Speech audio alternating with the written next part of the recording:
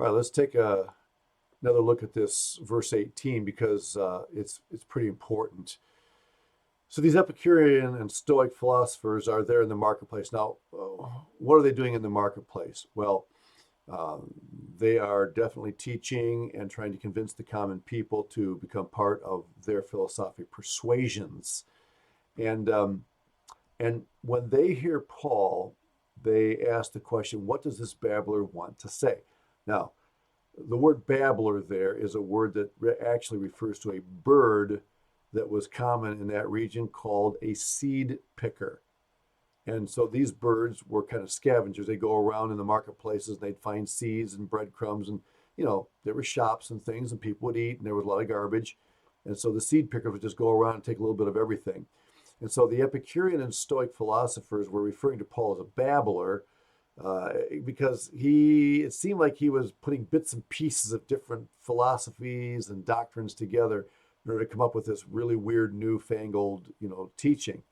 And in fact, sometimes he's a proclaimer of foreign gods. He's preaching about a God that we've never heard of around here, and this God's name is Jesus, and he rose from the dead, and this is really intriguing them.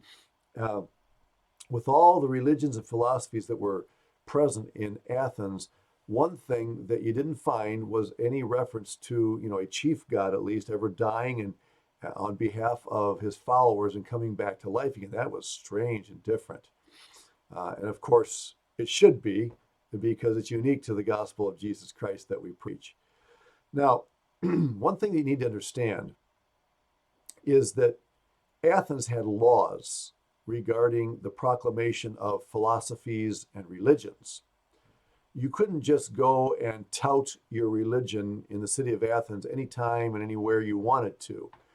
Your particular persuasion needed to be authorized by a panel of philosophers, leaders in the city of Athens, who would approve or disapprove your doctrine, allowing you or disallowing you to proclaim your message in Athens. You might think that because Athens had so many religions and philosophies that they just wouldn't care. Anybody can come and do anything they want. But that really wasn't the case. And part of the reason for that is because they didn't want somebody bringing in something that would end up being divisive and cause civil harm to the city of Athens. So, what would you do if you were a newcomer with a new doctrine and you wanted to get it legalized? Well, you would start right where Paul was here in Acts 17, in the marketplace, because you were allowed in the marketplace to find a corner somewhere, maybe a bench to stand up on top of, and begin to proclaim your message. And you might find that you're able to draw a bit of a crowd. And if the crowd you drew was significant enough, or if there were important people in that crowd that really believed that you deserved an opportunity, then they could actually arrange for you to appear formally before a panel of philosophers in Athens who would hear your doctrine and examine it to determine whether or not it should be legalized in the city of Athens. Okay? Very interesting. And that is exactly what happens with the Apostle Paul. He is proclaiming his doctrine. He draws probably a decent crowd, and among those in the crowd are Epicureans and Stoics, highly respected, popular philosophies in ancient Athens. And so what happens? Well, they took him and brought him to the Areopagus, saying, "May we know what this new doctrine is of which you speak." Now, this is fascinating. Okay. Apparently, these Epicureans and Stoics, even though they wouldn't see eye to eye, apparently they agreed that this guy would be interesting to hear a little further. And so they would have had connections with this panel of philosophers, this council. And so they apparently presented Paul's name to them and requested an audience for Paul. This is amazing. Now, again, as far as we know, Timothy and Silas still haven't showed up. Paul is on his own.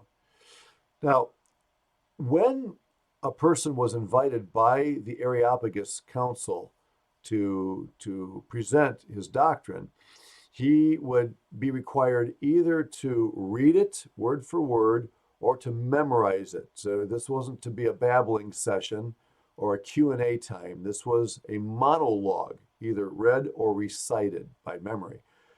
And and it would have to be written down as well. Now, I don't get this information from the Bible because Acts doesn't mention that. This comes from extra biblical documents regarding the life of the Greeks in the city of Athens. Now, one thing I want you to keep in mind is that the city of Athens in Paul's day has already diminished greatly in its impact in the world.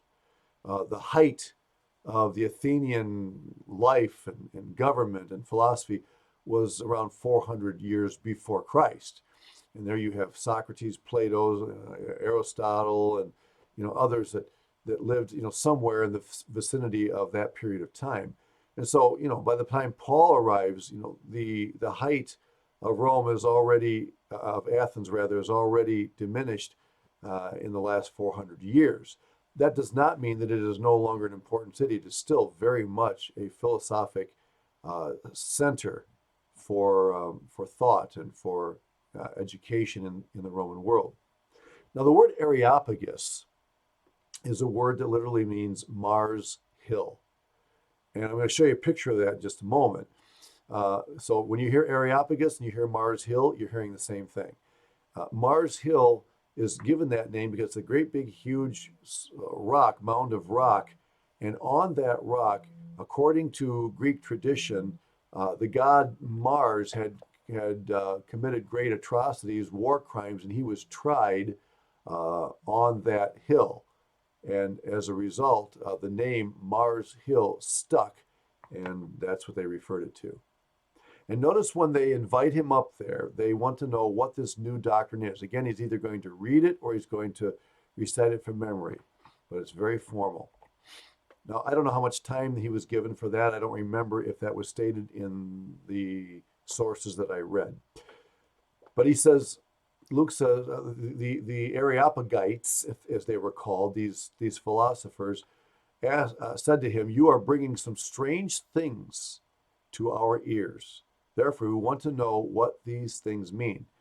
And again, why do they want to know? Because they want to make sure that whatever they're hearing is not something that's going to cause division and unrest in the city of Athens. For all the Athenians and foreigners who were there spent their time in nothing else but either to tell or to hear some new thing. Now, that's a very interesting statement. It could mean a couple of things. Number one, it could mean that people were very religious and very curious about any new doctrine that might be out there. Okay? That's just the type of thing that they enjoyed conversing about and debating about. But I think that there may be even a deeper issue here. When it says that they kept wanting to tell or hear some new thing, it may also be an indicator that these people still had never come across the doctrine or the philosophy, the worldview that satisfies the deepest needs of the human heart. They knew a lot about a lot of things, they were familiar with a lot of these, but nothing had ever really filled that gap spiritually in their hearts and given them true satisfaction. And of course, you and I know that that can only happen when the gospel of Jesus Christ comes into our lives and we embrace it and become followers of Jesus Christ. So, I want to show you just a couple more pictures. This picture is taken actually up from on top there, where those large colonnaded buildings are, looking down at what was called Mars Hill. And it may look kind of small from this high up. You can see a little group of people standing on it. It's actually a pretty massive piece of rock formation. But that's Mars Hill, the Areopagus.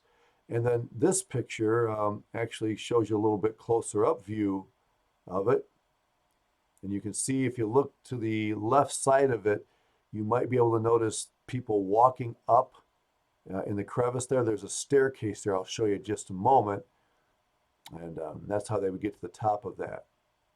And And at the base of that staircase, going up to the Areopagus, Mars Hill, is a bronze plaque that's there today.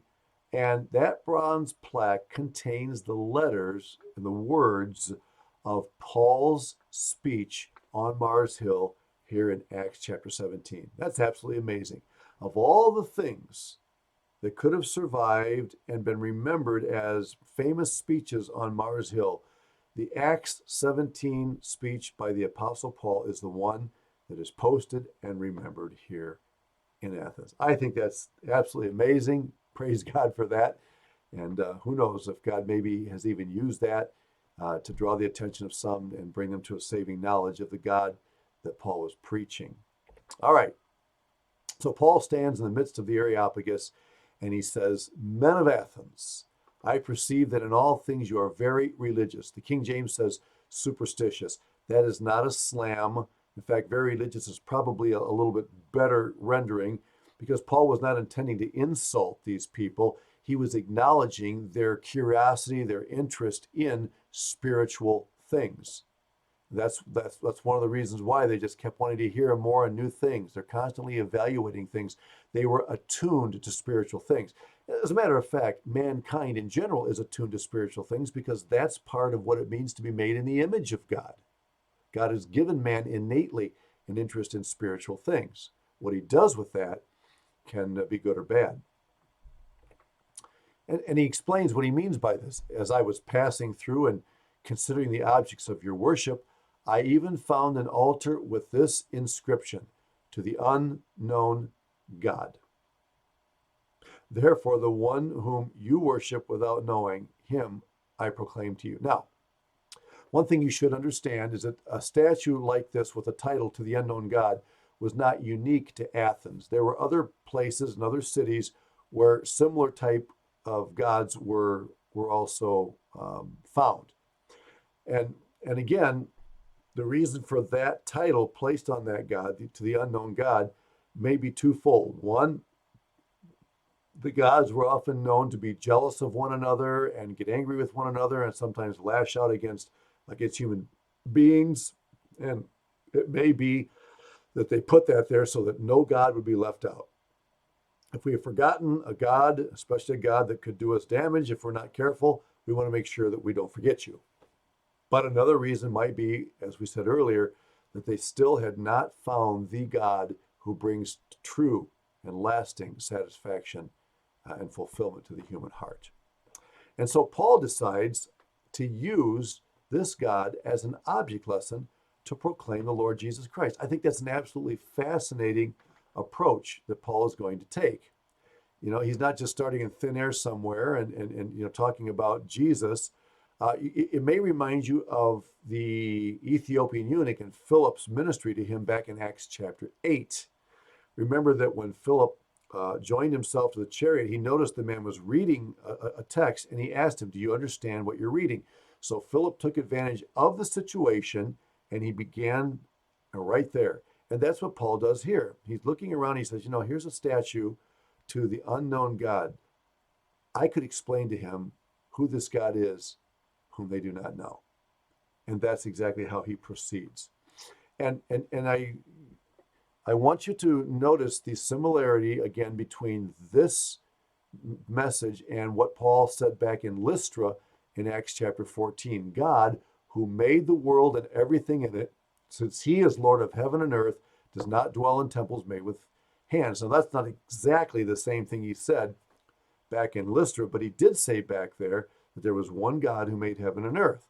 And so what is Paul doing again? He's using theology proper, the doctrine of God, the nature of God and his works, and he's proclaiming that. And again, why is that important? For the same reason it was important back in Lystra. These people are polytheistic. They believe in many gods.